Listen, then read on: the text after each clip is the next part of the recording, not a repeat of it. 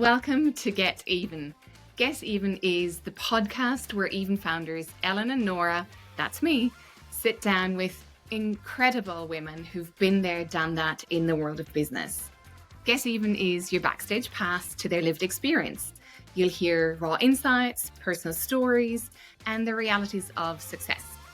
Whether you're looking for inspiration, practical advice, or a peek behind the curtain of what it really takes to thrive, this podcast is for women ready to go further. It's time to get even.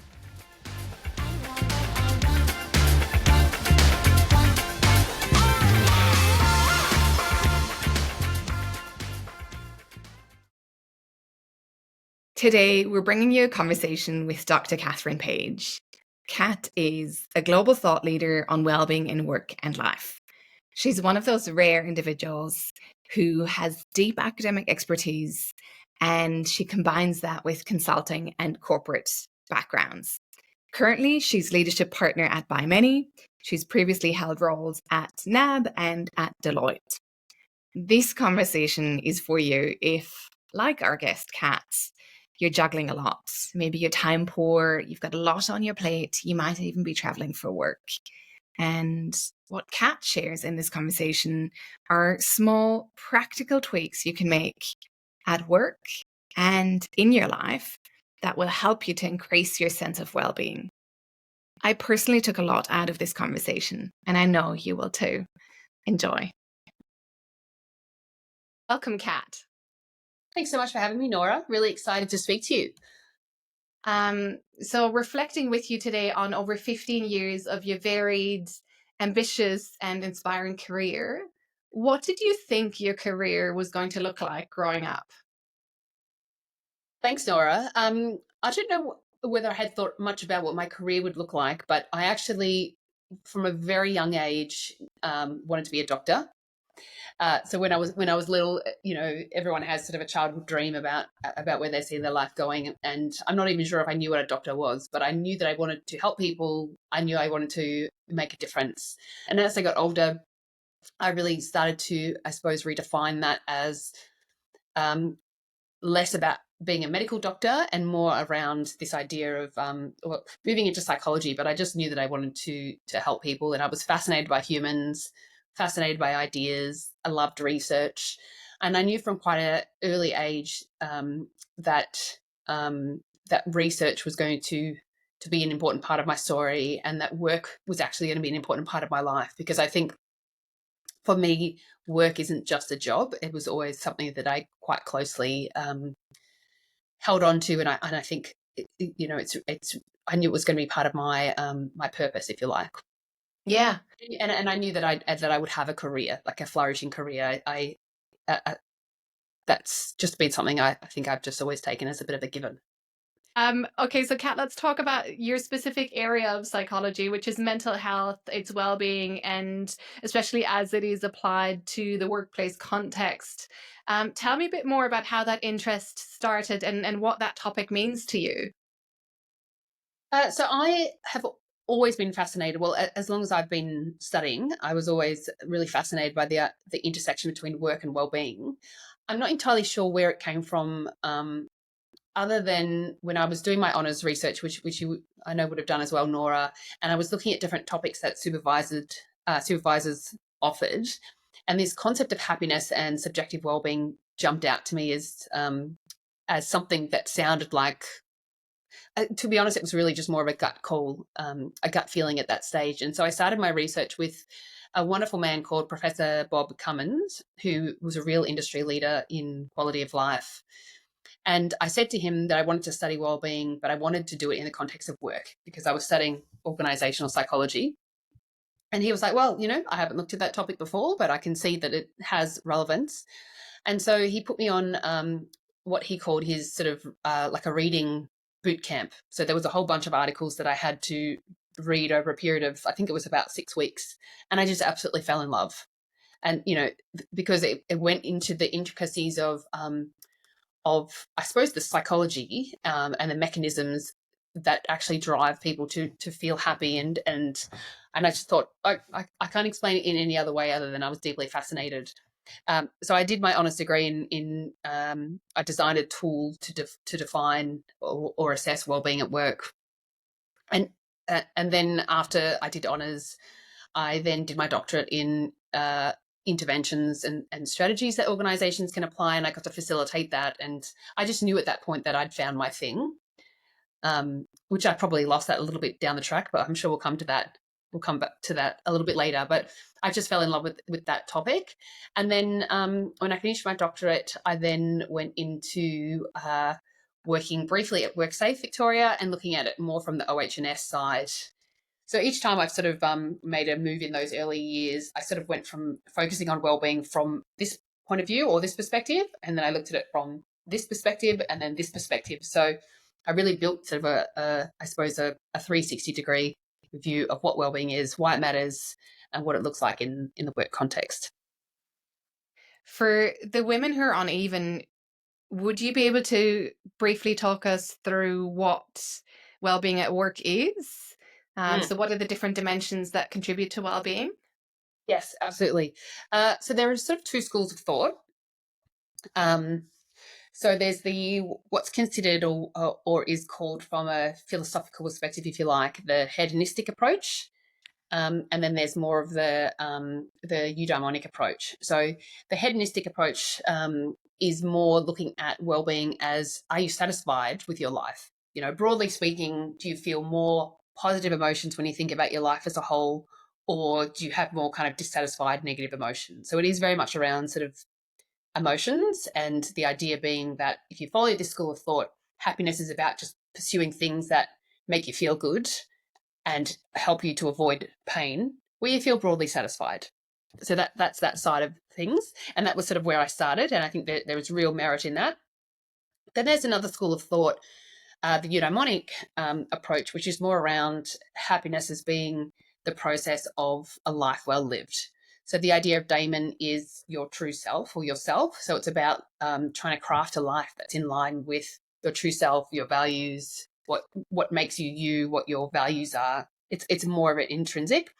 And oftentimes when you pursue that, the path of doing what makes you feel most like you doesn't always necessarily make you most happy. You know, if you think back to some of the times in your life where you've probably been incredibly engaged and doing things that are meaningful, but actually you probably didn't feel that happy. You know, the last year of the PhD, I'm sure, you know, a friend of mine coined the term, well, I think we coined it, that PhD anxiety, which is like, this is never going to finish. Whatever I'm doing is complete rubbish. Why am I doing this to myself? Everyone else is out there living life. You know, like oftentimes we didn't feel good in a positive emotion sense. But when I look back at that time in my life, I was so engaged and I felt like I was driving towards something that meant something to me. So that is kind of the idea. And then there is, I suppose, you know, almost like a third school of thought, which is the hybrid. So we now recognize well-being or happiness as being about those two things in combination. So ideally, you know, you're pursuing in the work context something that gives you a sense of purpose and meaning, where you're able to be yourself and able to you know, chase goals, to grow, to develop, and ideally, you know, you're spending a bulk of that time at work feeling satisfied and happy as well. So to go back to the part of your question around what actually gives rise to that feeling at work, I think really of three things. One is human beings, particularly through work, have a innate desire to feel competent. So that sense of achievement, sense of mastery, sense of getting better, sense of like achieving goals. So that's the first one. The second one is around connection. So connecting both to people, but also I think connecting to that sense of higher purpose. You know, and you know, what makes you feel connected and what makes me feel connected may be different, but the idea is you need to feel part of something. And then the third one, which of course is also a C, because, you know, ex-consultant, you know, you have to have everything to start with the same letter. But the third one is around control. So what is really important to humans, particularly in the context of work, is that you have a sense of autonomy and choice and control over when, where, how you work. And those three things really you need in combination in order to feel happy at work. I think that makes a lot of sense, just looking at those three dimensions. And to take it from that, which is, it's a model, to take it from a model into day-to-day practices for the women who are uneven. Can you give us some advice, Kat, on what are some daily practices that we can implement at work in order to have that sense of well-being, and whether that's a hybrid sense of well-being, or whether it's a hedonic or eudaimonic sense of well-being? Yes.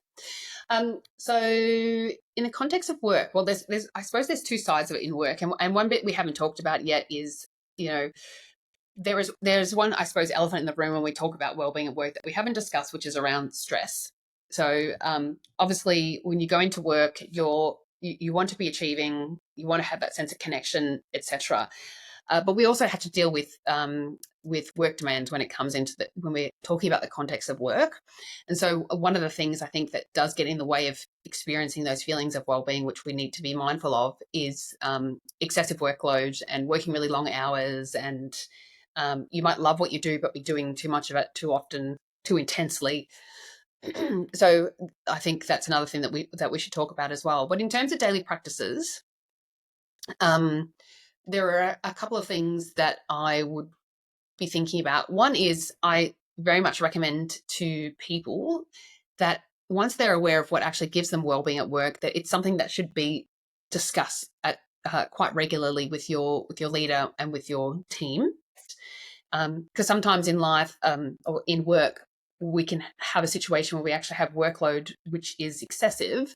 So you might be getting a sense of achievement, but at what cost? Cost to your mental health. But sometimes, equally, there might be a time in your career where you're actually under-engaged or underutilized. So I think just having opportunities to be having that daily dialogue or weekly dialogue with your manager and with your peers around, what is the right amount of stretch for you? Because when we think about competence in a work context, it's always changing. So in one particular year, doing a certain type of work might actually be giving you that sense of stretch and competence, but that obviously changes as you acquire new skills and whatnot. So that would be one thing. Another thing that I quite regularly teach when it comes to wellbeing is this idea of job crafting. Mm-hmm. So job crafting is something that you as an individual can do literally every day. So if you're really clear on what your strengths are and what you love about work, and what your values are, what are some of the tweaks that you can make to your everyday job tasks in terms of actually, the type of work that you're doing? Ideally, you would be, maybe able to take on new activities or new tasks that give you that sense of competence or well-being. But it can also be even who you're doing the work with.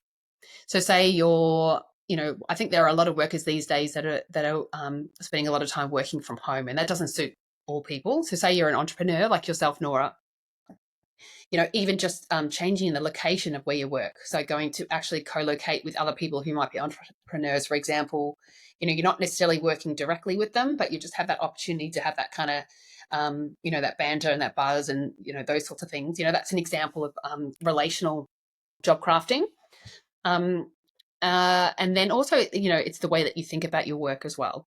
So that's more of a sort of I suppose, more of a cognitive type of strategy where there might be a particular task that you're working on that feels like a real drain, but it's just something that you have to get done. So how do you maybe think about that particular task in a way that it's about the learning, or what do you actually, you're actually not enjoying the task, but what is it that you're learning from that task? Even if it's just about giving you empathy towards someone else, or if it's about learning, learning more around the details of something, or I don't know, it's, how you actually think about it and craft your perceptions is important as well. But by far the most powerful, I think, is being able to design and craft a job that is stimulating, that is meaningful, that has enough stretch, that's not too much stretch, where you've got autonomy. Being able to bring that into your daily life is quite important. That's really interesting. So I hadn't actually considered before that there are different types of job crafting. And so just to summarize them again, what are the three different types of job crafting for our community? So there is the actual, I suppose, task crafting, where you actually change the types of activities you're doing, the frequency or the types of tasks. There's relational, So more of that social crafting. And then the third one is more cognitive, or the way you perceive. So looking at it differently. That's really, really interesting and very helpful. I think for people to have a sense of, autonomy in how they experience their careers. Kat, I want to bring us from the conversation about well-being, stress, job crafting. I want to bring us back to your story, and to you've talked about different seasons in your career and for people, and how different aspects are more important at some stages in your career than others. So for you, after doing your doctorate in psychology, in organizational psychology, I'd love to understand how you've then moved through some of the career choices that you've made, and how you've approached the decision moments. Well, I'd love to say that it was all very strategic and planful. But if I was to say that to you, I would be not telling you the entire truth. But there is some truth to that. So when I look back at my career story, there are really, I suppose, three main chapters and three sort of career moments, if you like, that or sort of pathways where I came upon a choice to do path A or path B. So the first chapter was sort of around the academic piece, which we've already talked about. I then made it quite a conscious decision to leave academia to pursue more of a corporate path, and that was when I made the move into Deloitte. And I did that quite deliberately because I felt at that stage in my career that I was becoming an expert in a very specific, quite narrow area. And if you think back to 2010 and 2011, 12, 13, wellbeing wasn't the big topic that it was today. And it really felt like we were pushing really hard on doors that just were not opening. And there was a part of me, a voice that said inside me, maybe there is some more, like maybe there is a different way at approaching this that's coming from more of a commercial lens, and I need to learn some of those more practical commercial skills. And so I made that decision to move into Deloitte. And when I made that decision, um, I look back at that time, and there was probably a good 3 to 6 months where I was really scared that I'd not made the right decision. And I made the decision on really not on a whim, but on an intuitive sense that it was what I needed to do. But I am so glad that I did that, because the next 5 years of my career was a huge learning moment for me, and one that I'm really grateful that I did. And then probably the next chapter. So during that time at Deloitte, I also moved overseas, and that was probably another moment where I was deeply challenged and fearful of leaving behind a country, a family, a job that I knew and was really comfortable with, and moving to London, and essentially starting again over there. Again, the fear that I felt in that moment when I made that change was significant.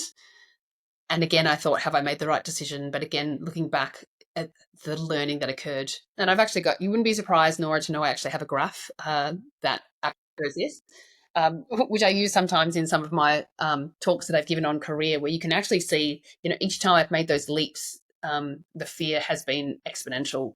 Well, the fear has been high, but the growth has been exponential as a result of that, which is, I think, one of the learnings, hopefully, for your audience, that in my experience, that fear usually precipitates a period of growth where you actually completely reset what your boundaries are and what your comfort zone looks like. Again, the 2 years I spent overseas, you would know this, Nora, I just thrived and learnt so much. And then came back home and went into more of a line management role, and I was sort of moving into starting a family, etc. And that again was the right decision at the time. So when I look back at that career story makes sense. Academia, consulting, line management, but at the time it was more, I would say, a gut feel and an intuitive decision-making process. However, now later on in life, I have been known to get out a blank piece of paper and actually to articulate, what are my values when it comes to work, and trying to get really clear and crystallize the things that actually make me feel like I am living a really sort of fulfilling life through my career. And when I actually score the different jobs that I've had against those work values, it actually does correlate, whereby the roles that I've had that have ticked off more of those values are ones where I have actually felt very much more in line with that sense of purpose. So on the one hand, I think you can be strategic about it, but I also think sometimes it's about just seizing the opportunities and following your gut. Amazing. Do you have a process when you speak about identifying your values and then almost grading your jobs against the values? How did you land on what your values are?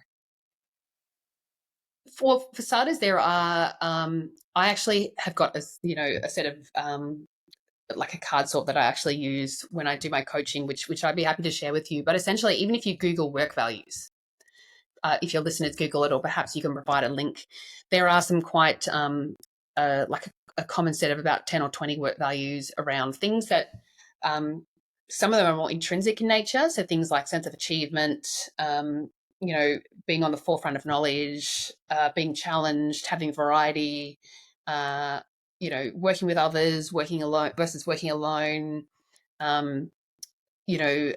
innovation, secure, and then you've got ones that are more extrinsic, like security, status, opportunities to progress your career. One other way of going about looking at your values would be to look back at the times in your career where you felt most engaged, and contrast that with periods where you felt disengaged or disconnected, and actually try to, in that process, think about what was different. What was really true in the moments where you were engaged that was missing or lacking in periods where you weren't. And that can be another way to sort of start to get into that. What I like about doing that as a card sort, though, is that normally what will happen is you'll have a pile of cards that are very, very true of me and very important, ones that are important and ones that are not important. And the process of actually sorting through the very important to me versus important is actually quite important, because no job can give you everything at the same time. So naturally there are choices that you make between, different values. And if you dig right down into it, for all of us, there are a top 5. And it's agonizing to get from even top 10 to top 5. But the reality is you can't have 10 things that you're fulfilling at once. If you're lucky, you'll have 3. Very lucky, you'll have 5. So there are choices that we make. Because I do believe as women, we can have it all. We just can't have it all at the same time. Yeah. So actually force yourself to go through that process of sorting and going, okay, yeah, it's those 10. All right. But then it's really down to 3, 4, or 5 values. If you get clear on that, even just talking about it with a friend can be really, really helpful process. Yeah. That's really, really useful insight. And I love thinking about the process of doing a card sort. I love the fact that you kind of, when you see something and you resonate with it immediately, you just know that that's going to go on that, very true of me or somewhat true of me pile. Yes. I just love that process. But also you pick a card and you go, that's totally not me. So that's a very easy decision then. Yes. Yes. And usually those two sides are really easy. If you've got a pack of 20 cards and you could just find some words on the internet and even just cut them up yourself on a piece of paper. Very true of me, not at all true of me, it's immediate. What's interesting is when you're like, oh, it's this, but is it more this or that? And like just going through that process of kind of haggling within yourself and that clarity that comes and that sense of peace that I see as a coach come over people when they've landed on their 5, they're like, yeah, great, this is me. And it feels good to have that true north. Beautiful. Really great decision-making tool, which is one of the other topics I want to talk to you about, and specifically as it relates to the decisions that you've made to have children, to combine career and caring, which, is another phase of your life, another phase of your career.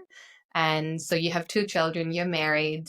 Can you share with us some of the sort of standout choice moments of these big decisions that you've made and how you've thought about balancing your career and your personal life? And I know that obviously there will have been some trade-offs or some hard moments in that, because as you've just said, you can't have it all at the same time. Yeah. And I think this is such a good pointy question, and one, to be honest, that I'm actually battling with or grappling with as we speak, and I imagine is something that I will continue to grapple with now. Even before having kids, I always felt a little bit of a tension between what I deeply feel driven to do, you know, that more purposeful work, and then what I feel like I should do. And that kind of, you know, when I was doing that academic stuff and deeply focusing on well-being, I actually did feel so deeply in tune with my purpose. And as I mentioned when we first started this recording, I do feel that I've actually moved away from that somewhat, if I'm really honest with myself. But then, as I moved into the corporate sector, what started to follow from that was, you know, that really rapid progression, and I've had some incredible development and learning experiences. But I do feel that I've moved to an extent a little bit further away from my purpose. And then since having kids and buying a house and entering into those, I suppose, more financial obligations, that tension becomes, it's still there, but it becomes harder to navigate in some ways because, you know, I love it when people say to me, you know, what do you really, really want to do? And I can tell you what I really want to do deep down, but the reality is from a practical perspective that I can't do that. You know, there are some choices that at this point in my life aren't choices right now. You can't choose to not pay a mortgage. No, sadly, no. And I do not want to choose to not be with my kids during, you know, during the evenings, for example. So, so I think there is now a real tension between following purpose and following kind of, I suppose, you know, the financial rewards of certain jobs. I still do hope deep down that there is a way of kind of combining the two, but it may just be not right now. So I have now made peace with, you know, while my kids are little, they're preschool, that there are certain options that probably I'm choosing not to pursue at this point in my life because I'm saying yes to my kids. So even though I am saying no, I suppose, to careers, I don't feel sad about that because I feel that I'm very consciously saying yes to being a mum and being there for my kids. Because I do think, as we mentioned earlier, that sense of choice and control is really important, and I'm not a passive victim really in it. It's just that it's not a choice I'm making right now. I'm choosing in favor of the kids, but it's a reality that I feel and a tension that I feel every single day, and it's not something you make peace with and then it's done. It keeps popping back up, and then I remake peace with it, and it pops up again, and then I remake peace with it and remind myself, no, this is the choice I'm making. It's right for right now. Yeah, I really can relate to that on a on a very deep level. But I have to say I love the framing of when you're saying no to some things, the fact that you're in control, you're saying yes to other things that are also meaningful to you. Yeah. So I think that's actually quite helpful. Yeah, because I think at the end of the day, you know, we come back to this idea of values. If you're always making decisions that are in pursuit of those values and recognizing that that's not always going to feel happy in some sense, like there's different types of happiness. There's the freedom that comes from being able to just flit around the world and have a wine and go to conferences and do this and that, you know, that's that hedonic kind of happiness. But the joy that comes from, yeah, you know, my house is a complete and utter disaster, but I feel present with my kids, or, you know, I feel like I've managed to tick that thing off my to-do list today. You're pursuing value-driven activities, not just pleasure. And there is happiness in that. Yeah, absolutely. I think you've also just reminded me that some of these decisions that you make, they're not big decisions that you make once and you forget about them, but it really is. It's quite often it's daily negotiations and daily trade-offs or decisions about what to prioritize. Yeah, and I think if you live a full life, you're able to, you know, rather than think about my life in the context sometimes of day in, day out, you know, like a lot of days now I have to say no to exercise, for example, which is important for my own well-being. But if you stand back from the day to day and I think about the week, now as long as my week has, I've got some non-negotiables that need to be in every week. And one of those non-negotiables for me is like two or three times a week to have time for exercise. And so that's something that I sort of try to consciously craft into my week now. And I know it's a non-negotiable. Another time that I use that reasoning, by the way, is I think a lot of women, myself included, and maybe yourself, Nora, I have trouble saying no to things. So when opportunities pop up or someone just asks for a favor, I use that reframe in that context as well, that when I'm saying no to other people, sometimes I'm saying yes to myself, or yes to my dreams, or yes to my goals, rather than no to that person. So I do use that technique quite a lot in different ways. Yeah. I just recently, I've had that actually probably twice in the last week, where I felt this deep sense of anxiety about saying no to something. So one was an event, one was to doing something for a person on an ongoing basis. And I've had this deep sense of anxiety on the one hand, but also just, I hate this, I hate that I'm even feeling it, but what will they think? You know, the Yes. person who I declined for the event, what will they think? I'm a diva. Like, what will they think? But at the same time, it was you know, what do I need to say yes to? And I was really clear on what I need to say yes to in my life right now, which is my venture that I'm building and my family, and that's it. Yeah. You're saying yes to your dreams and yes to your family. You know, ironically, I do think someone said to me once that what other people think of you is none of your business. And I was like, oh, that's weird. But as I think it through, like, it actually isn't. Like, how they choose to think about us isn't within our control. And probably, if you ask them, they probably respected you having boundaries. Maybe, but like you said, it's none of my business. What is your business is what you think of you. Yeah. Um, I'm going to pivot a little bit, which is I want to find out more about what's the kind of inside scoop that you can give us of, you've alluded to the fact that you've moved from academia into consulting and then into more of you know, corporate role, and more of being a leader in a corporate setting. From that part of your career of being head of talent most recently at NAB, I want to um, ask you about what can we on the Even platform, what can we learn about the kind of the inside story that you've had. So you've seen, you know, how talent is identified, how talent is selected, how talent is accelerated into big roles and into accelerated careers. What can you share with us? What are the lessons that you think people on the platform here would really benefit from?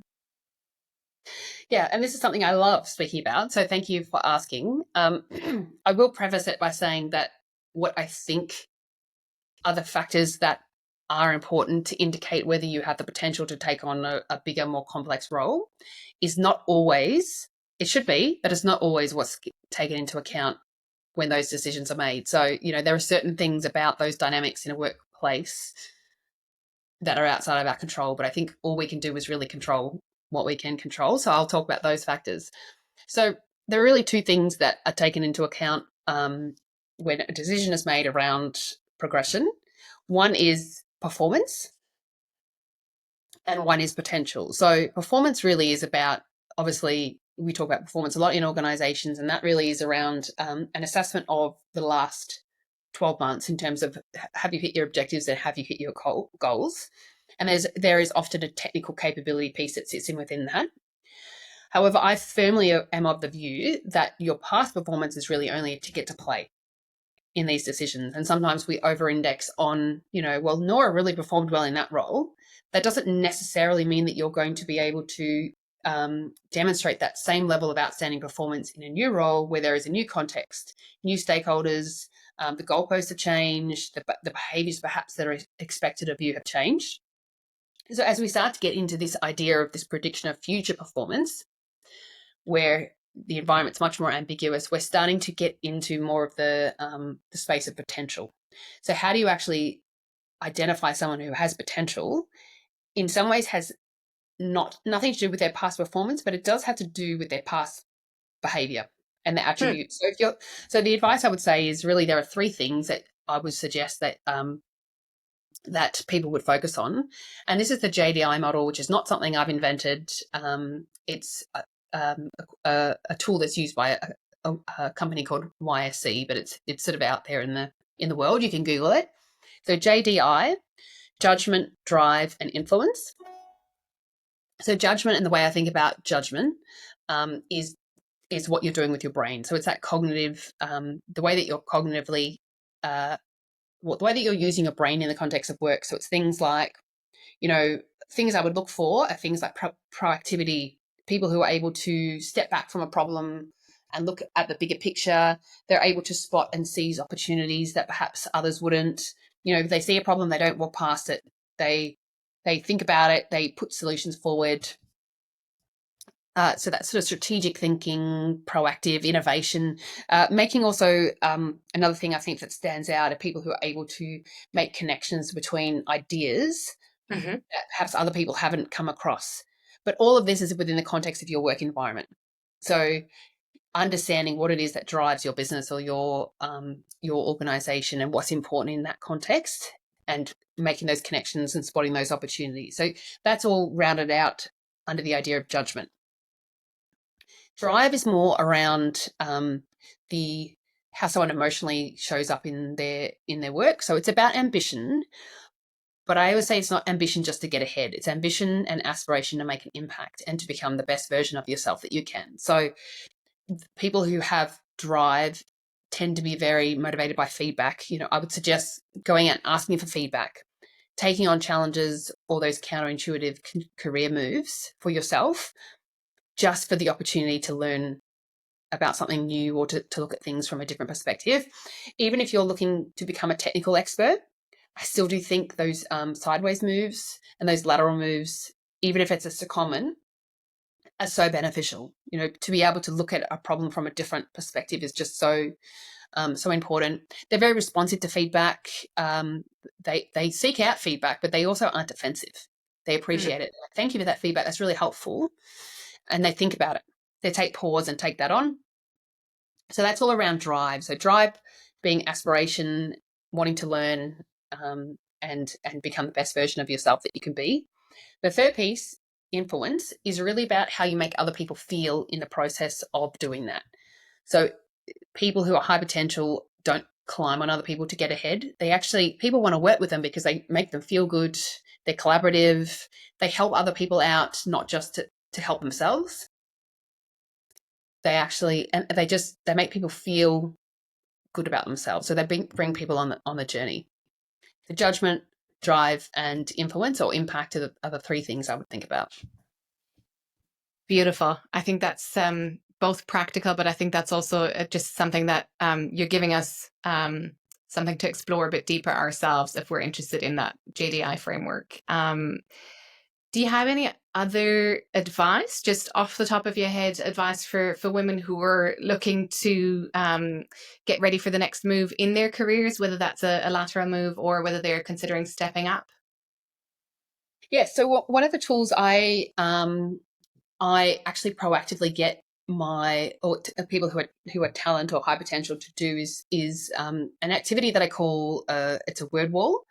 So I would actually go out so say you're exploring a new role, whether it be lateral or ahead, is think about who are the stakeholders or the types of people that I would be working with in that new environment. And I would go out to them and ask them two questions. One, what are the words that would come to mind in the way that you've seen me that describe me at my best?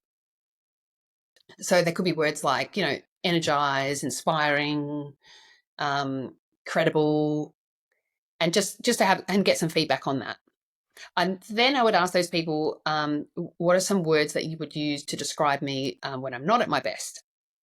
And I think this is so important to actually get under the hood of this stuff, because when you're in an organization, there is always a file on you, if I could say that. No, there's not, probably, hopefully, not an actual written file on you, but people talk, and people have brands. So, you can't get away from this idea of we all have a brand where we go, and getting under the hood of what might be someone's reservation or niggle about you, or a question that they might have about you. The sooner you can get your hands on that information and work to actually address that and show that you're proactively working on that, or even just filling in the blanks, is really important. So that would be one activity.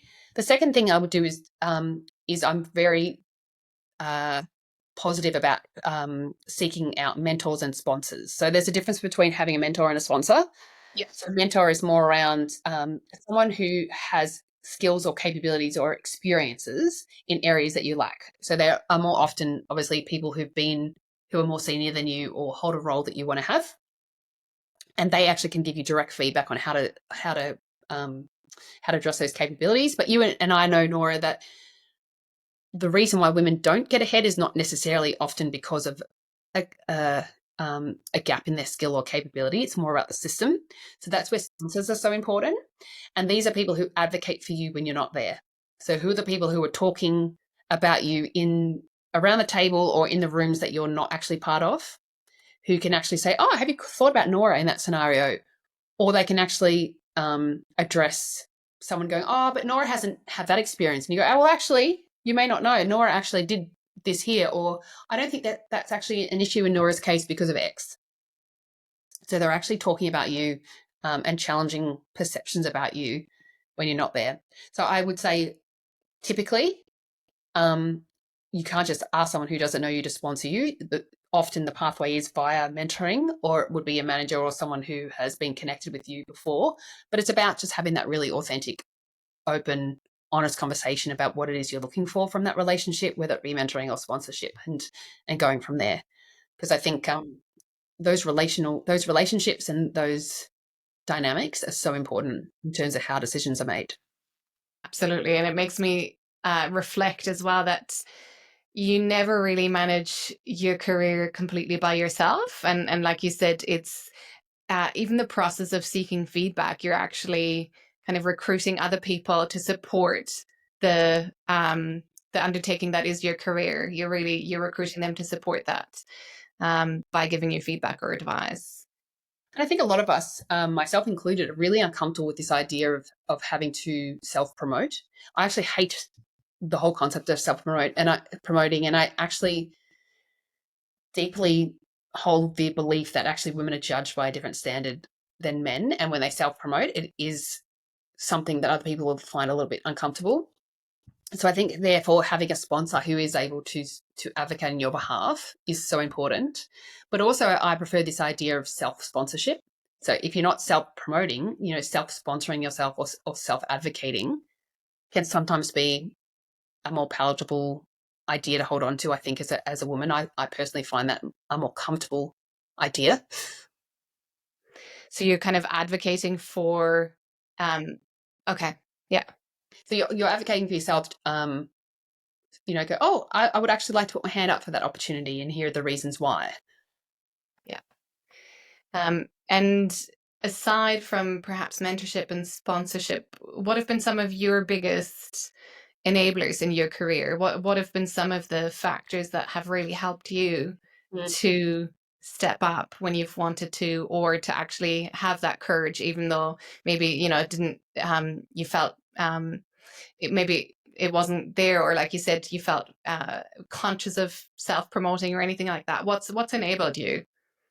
So outside of those things I've just discussed, which I absolutely would advocate for, one is probably investing in my own education and my own development. So whether that, obviously I had quite an investment in my own formal education, but I think there is also, micro credentials and other learning that you can invest in. And I think that's important. Obviously, it's important from a skill perspective, but I think even more deeply, it's important from a confidence and credibility perspective. So just feeling that you then have the confidence to be able to advocate for yourself in new roles or new areas. So that's one. The second thing I would say is around surrounding yourself by people who obviously are supportive, but have the types of lives or mindsets or careers that you are striving for. So you would know, Nora, from knowing me personally, that I have started trying to build a bit of a cohort of women who are sort of entrepreneurs, who are very positive, sort of go-getters, but also a little bit, I would say, hilariously neurotic is one of my favorite things about women. Women who are more than comfortable to not just have the facade on all the time, but, very credible, outstanding women who then can go, oh, by the way, blah, blah, blah, this happened. Or like, oh God, I need to tell you about this situation. So it's that kind of like, or like, oh, I'm really worrying about this. So they're very open and honest, and, it's that permission to be human. So like-minded people, maybe women, but they don't have to obviously be women. That would be the second one. And then they also can give you that vote of confidence when you're not feeling that confidence yourself. And then I think the third thing for me would be around putting yourself forward for opportunities and redefining the goalposts as being less about performance and more about learning. So this is something that I had to start doing quite early on in my career, because I noticed that when I was really striving to be the best performer or high performer, that was when I was most anxious and stressed, and perhaps struggled more with those transitions. Whereas when I redefine it as being around developing through experience and, what can I learn from this, it just really takes the pressure off and makes it less about absolutely smashing the role or the outcomes, and more around like, just, wow, I just learned and grew and became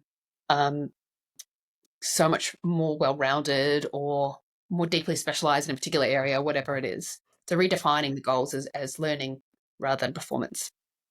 I fully agree with that. I think learning is kind of, for me, has been a great career motivator. And also coming back to something that you said early on, which was about fear, and fear attached to the different bold moves that you made, whether it was leaving academia or whether it was moving overseas. I think this sort of, for me, when these two concepts, when they show up, fear and learning, I actually think that's kind of when you're in a really good place for career growth. So that really does take the pressure off, because it's actually about like, yeah, how much can I learn here, and how exponential is this phase of my life going to be for what happens later on, which is a different way to think about it. And knowing that in that moment, it's not going to always feel good, but it can be rewarding in other ways. And I would also say that emotion is data. So when I feel fearful of something, for me, that is not a sign of moving away from something. It's actually something I have reconceptualized or redefined as a sign that I should move towards something, because you might fear it, but then once you approach it and actually, learn to be in that space, then you look back and no longer is that in your comfort zone, or it's, or no longer is that outside of your comfort zone. It's now within your comfort zone. Yeah, absolutely. I can fully attest to that as an entrepreneur who's 1/4 in.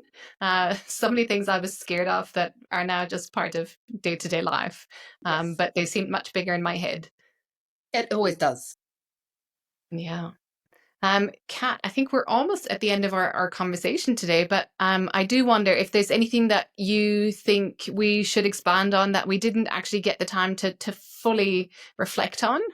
Yes. So there was one thing that I was wanting to talk about, which is this idea of effort recovery. So I do think this is one of my favorite topics to talk about, and maybe something we can expand on later. But I think one of the myths around well-being and performance is that if you work harder and longer, then that will equal success.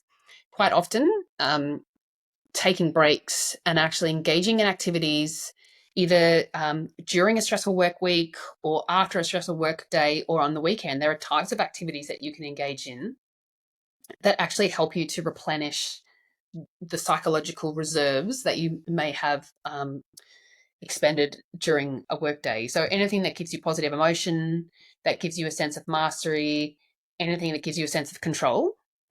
One of my classic favorites is vacuuming. You'll laugh. But sometimes when I'm feeling really out of control in my professional life, or there's something that I haven't been able to really kind of get my arms around, pulling out the Dyson, and it must be a Dyson. Must be. I'm sure there are others out there, but for me, it must be a Dyson, and just like getting that sense of control. But also just going out for a walk. Sometimes when you're incredibly stressed, the last thing it feels like you can do is actually take a break.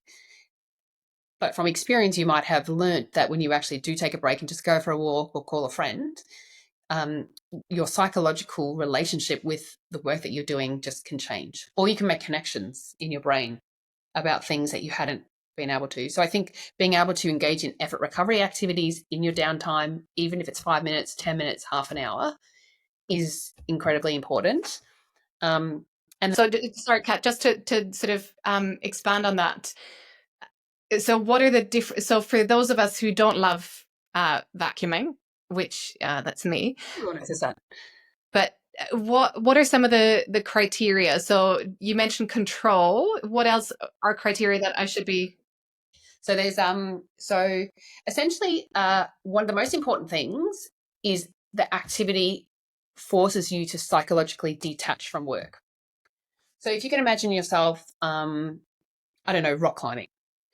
When you're rock climbing, and I don't rock climb, but just as an example, if you're thinking about work, you're going to fall off the wall. So it has to be an activity where you actually have to be so tuned into what you're doing that you actually can't think about work. So, I mean, I find sometimes if I'm watching TV or even doing yoga, if I'm still thinking about work, I may as well physically still be at work.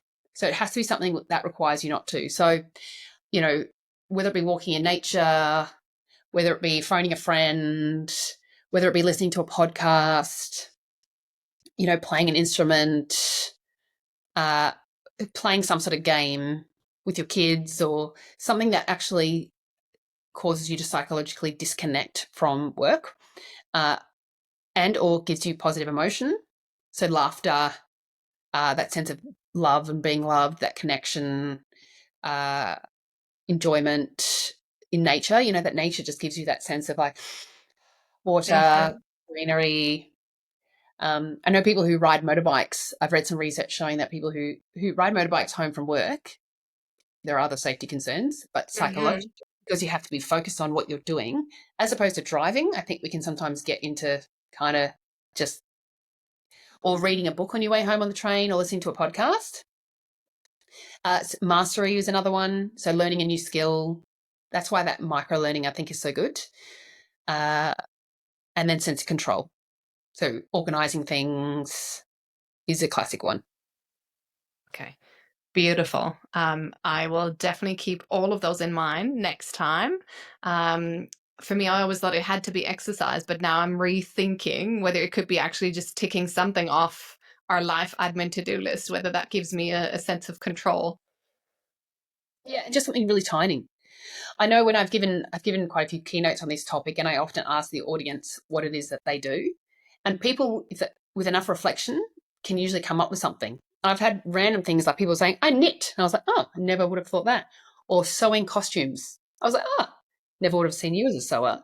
You know, playing the piano, learning a language, you know, there are different things like cooking for some people, not me. Some people enjoy that. I sometimes like periodically reorganize my pantry or my cupboard. I have a label machine, which I love when I tidy. That's yes, yeah. I can see that. But it gives you that sense of control and being organized. I don't think it's housework generally, other than vacuuming. In my experience, vacuuming for some reason just feels good. All right, I've got a robot for that. But Kat, it's been phenomenal having you on Even. Thank you so much for sharing so many practical techniques, tips, sharing some frameworks that have really helped us to think about the concepts of well-being at work differently. Yeah, such a delight. Thanks again, Kat. Oh, and thank you for all of the amazing work that you and Even are doing. I'm really excited about this journey that you're on. And I'm just so honoured to be part of it in some small way.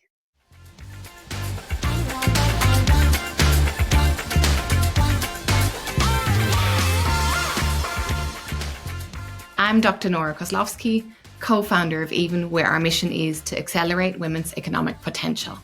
Check out even-careers.com to learn how we support women and business to get even.